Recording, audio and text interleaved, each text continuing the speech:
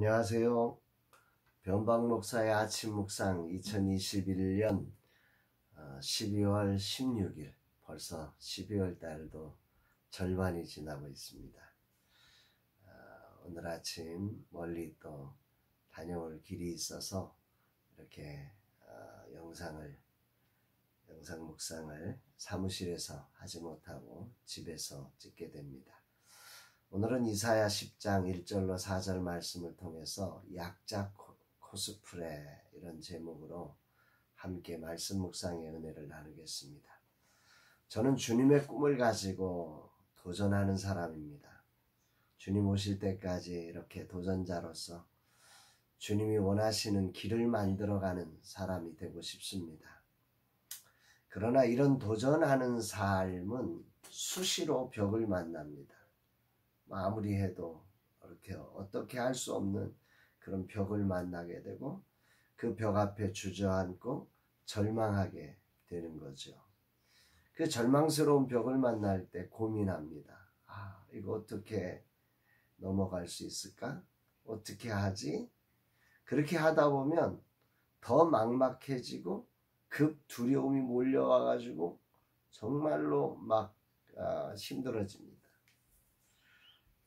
그러면 엎드리게 됩니다. 하나님 앞에 답이 없고 길이 없으니까 제가 할 수 있는 일들이 없으니까 엎드리게 됩니다.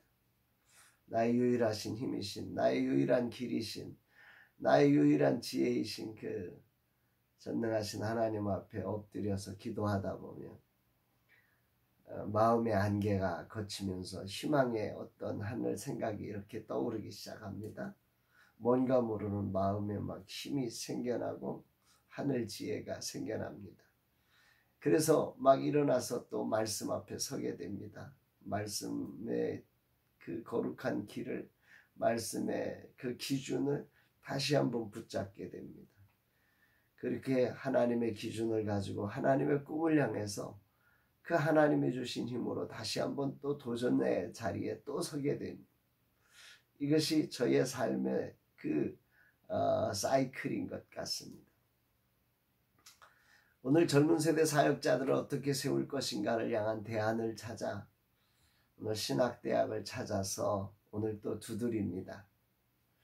제가 해야 될 역할은 구하고 찾고 두드려서 이제 길을 만들어서 젊은 세대 사역자들, 작은 교회들이 걸어갈 수 있도록 이렇게 인도하는 게 제가 해야 될 역할이라고 저는 생각을 하고 있습니다.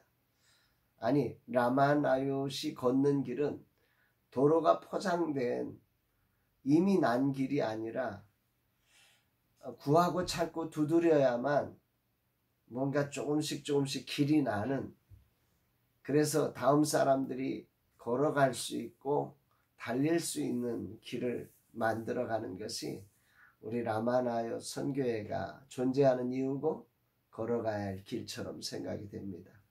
그래서 끝없는 고민, 갈등을 하고 그리고 벽 앞에 절망하며 엎드려 기도하고 다시 도전하게 됩니다. 오늘도 기도하며 주신 힘으로 다시 도전의 길을 향해 힘을 내어서 오늘도 출발하려고 합니다. 주님 힘을 주옵소서, 길을 열어주소서. 바다에서도 광야에서도 길을 내신 나의 아버지 하나님, 다음 세대가 주께 돌아올 수 있는 길을 열어주소서, 힘을 주옵소서. 그렇게 고백하며 오늘도 출발하려고 합니다. 이날 주님은 어떤 말씀으로 인도하실까? 본문에는 이사야가 4번에 걸쳐서 반복하고 있는 여호와의 진노가 돌아서지 아니하며 그의 손이 여전히 펴져 있으리라는 말씀의 4번째 말씀, 마지막 말씀입니다. 특히 오늘 본문에는 불의한 법령을 만들고 불의한 재판을 하여 가난하고 약한 자들의 권리를 빼앗는 자들을 향한 심판의 말씀입니다. 오늘 1절, 2절 말씀 읽습니다. 불의한 법령을 만들며 불의한 말을 기록하며 가난한 자를 불공평하게 판결하여 가난한 내 백성의 권리를 박탈하며 과부에게 도색하고 고아의 것을 약탈하는 자는 화 있을진저. 이 부분의 표준 세번역 성경 번역은 이렇습니다. 불의한 법을 공포하고 양민을 괴롭히는 법령을 제정하는 자들아, 너희에게 재앙이 닥친다. 가난한 자들의 소송을 외면하고 불쌍한 나의 백성에게서 권리를 박탈하며 과부를 노략하고 고아들을 약탈하였다. 이 표준세 번역 성경의 번역, 메시지 성경의 번역은 조금 더 다릅니다. 악을 합법화하고 희생자를 양산하는 법을 제정하는 너희에게 화가 있으리라.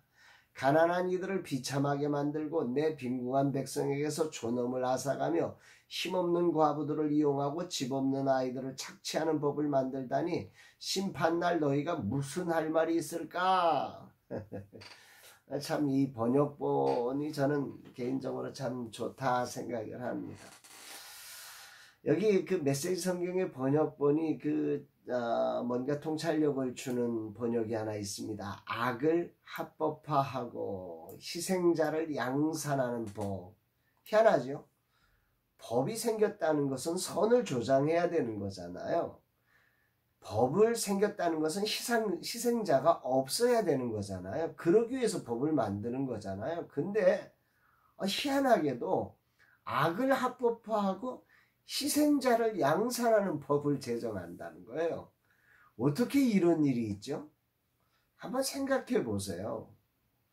오늘 세상은 자신이 저지르는 악을 합법화하여 그 악을 두려움 없이 행하려는 자들이 이 땅에 존재하거든요. 자기가 행하는 악을 악이라 안 하고 합법화시켜 버리려고 하는 자들이 있는 거예요. 동성애자들, 그런 비슷한 추세라고 생각을 해요. 법의 정신은 선을 조장하고 희생자를 방지하는 건데요. 희생자를 방지한다는 미명하에 악을 합법화시켜가는 거죠. 남자와 여자가 아닌 또 다른 성이 있다고 주장하며 하나님의 섭리를 거부하고 가정을 파괴하는 법을 만들어내는 거예요.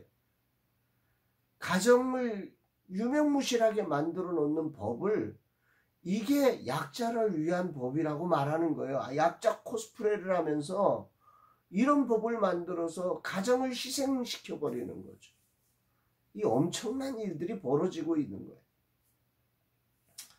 이게 오늘 우리 시대만이 아니라 이사야 시대에도 이런 일이 벌어졌구나, 이런 생각을 해보면서 오늘 우리의 삶을 돌아보게 됩니다.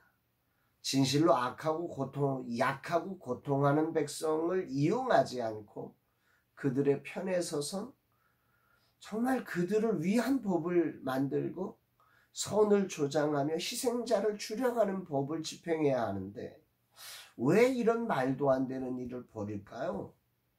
그 이유는 법을 만들고 집행하는 자들이 약자가 아닌 강자이기 때문입니다. 강자 편에서 약자를 위한 법을 만들기 때문인 거죠.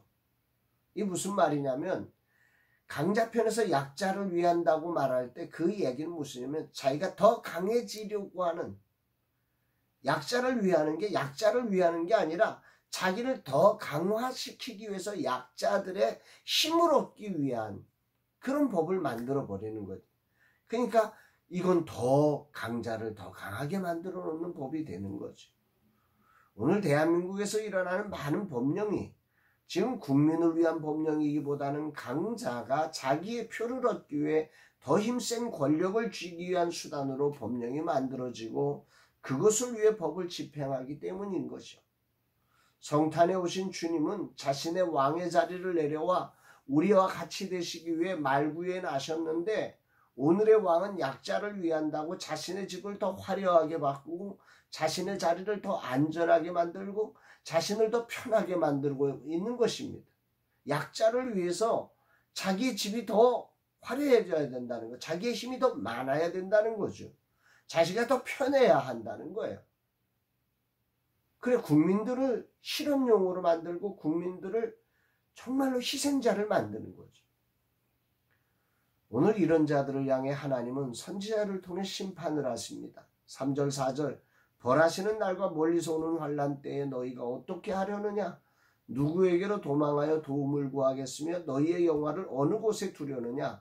포로된 자 아래에 굽으리며 죽음을 당한 자 아래에 엎드러질 따름이니라. 그럴지라도 여호와의 진노가 돌아서지 아니하며 그의 손이 여전히 펴져 있으리라. 하나님은 물으세요. 갑자기 임하는 심판의 때가 되면 너 어떻게 하려고 그래?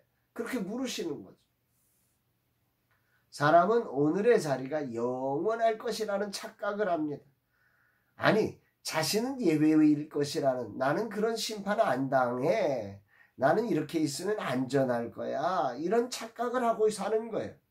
그날 벌하시는 심판의 날이 오고 있는데 나는 이 괜찮을 것이라고 외치고 있는 거죠. 이게 죄성이에요.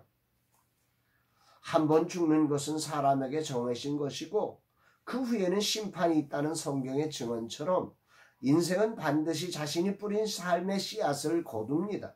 누구도 예외가 없습니다. 그 자리가 아무리 높든 아무리 낮든 그 누구도 자신의 삶으로 뿌린 씨앗의 결과물을 거두고 그 열매로 심판을 당하는 것입니다. 오늘 본문은 그 심판의 때의 악법을 합법화하고 자신의 표를 위해 약자들을 이용해 먹은 집행자들은 포로 된 자 아래에 굽으리고 죽음을 당한 자 아래에 엎드려질 것이라 표현하고 있습니다. 참 재미난 표현이죠. 포로 된 자 아래에, 죽임을 당한 자 아래에. 무슨 얘기입니까? 메시지 성경은 이것을 이렇게 번역을 해요. 그때 너희는 짐짝 취급을 받는 죄수나 거리의 시체들 사이에 낀 비참한 신세가 될 텐데, 우리 대통령들이 감옥에 가 있잖아요. 지금. 대통령이 감옥에 가 있어도 못 알아들어요. 나는 괜찮다고 생각을 하는 거예요. 나는 아니라고 말하는 거예요. 이 어리석은 일이죠. 이게. 오늘 주님은 제게 무엇을 말씀하시려는 것일까요? 작은 교회와 젊은 세대 사역자들의 비빌 언덕과 플랫폼이 되기 위해 몸부림치며 오늘도 구하고 찾고 두드리며 멀리 다녀와야 하는 이날, 주님은 내게 그것이 작은 이들의 표를 얻어 너를 강하게 만드는 수단이 되게 하지 말아야 한다고 경고하시는 겁니다. 진실로 약자 코스프레를 통해서 후원자들의 후원금을 얻어내고 그것으로 너를 치국해 하는 어리석은 자가 되지 말라고 하십니다. 진정 작은 교회와 젊은 세대 사역자들에게 기회의 장을 열어주고 이들이 일어나 다음 세대를 믿음의 세대로 하늘 부흥을 이루는 길이 되라고 주님은 요청하십니다. 아멘, 아멘, 아멘입니다. 말씀의 기준이 없으면 시작은 약자를 위해 시작했다가 결론은 자신을 위한 도구로 약자를 이용해 먹는 그런 사람으로 변질되는 일이 비일비재합니다. 그래서 오늘도 멀리 가지만 이렇게 먼저 기도하고 말씀 앞에 서는 것입니다. 장담할 수 있는 인생은 아무도 없습니다. 주님, 이 종이 약자 코스프레를 통해 약자를 이용해 먹고 나를 강하게 하는 그런 자로 얼마든지 변질될 수 있는 자임을 자백합니다. 그래서 이렇게 주님 앞에 섭니다. 진정 처음의 시작을 이루신 주님이 저의 끝날에도 주님이 저를 다스리사 오직 주님의 뜻만이 이루어지게 하옵소서. 이 종이 이 하루도 온전히 엎드립니다. 저는 주님의 종입니다. 주님, 이 종은 믿을 수 없는 연약한 자입니다. 오늘도 붙잡아 주시고 말에나 이래나 오직 주님의 뜻만을 이루게 하옵소서 고백하게 됩니다. 사랑하는 여러분, 오늘 우리 인생이라는 존재가 얼마나 허약한 존재이고 얼마나 흔들릴 수 있고 얼마나 변질될 수 있는 죄인인지를 기억하며 오늘도 약자 코스프레를 통해서 뭔가 자기를 더 강하게 하려는 그런 악법을 합법화시키는 그런 삶이 아니라 겸손히 나의 연약함을 자백하며 주님을 붙들고 오늘도 정말 이 땅에 소외된 이들을 향하여 한 걸음 한 걸음 길이 되는 삶으로 달려가는 우리 모두가 되기를 주의 이름으로 축복합니다. 사랑합니다, 여러분.